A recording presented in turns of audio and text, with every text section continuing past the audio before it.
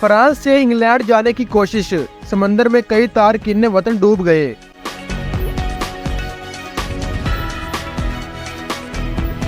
France سے غیر قانونی طور پر انگلینڈ جانے کے لیے بحری راستہ عبور کرنے کی کوشش میں بچے سمیت کئی تارکین ہلاک ہو گئے۔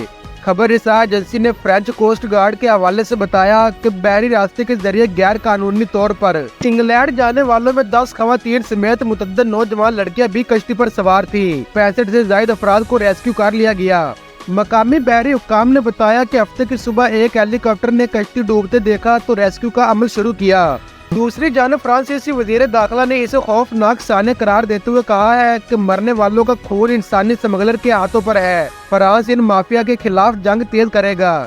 واضح رہے کہ یہ واقعہ تارکین وطن کی کشتی ڈوبنے کا تازہ ترین واقعہ ہے۔ اس سے قبل گزشتہ ماہ ایک واقعہ پیش آیا تھا جس میں 12 تارکین وطن اس وقت ہلاک ہوئے جب ان کی کشتی چینل میں الٹ گئی تھی۔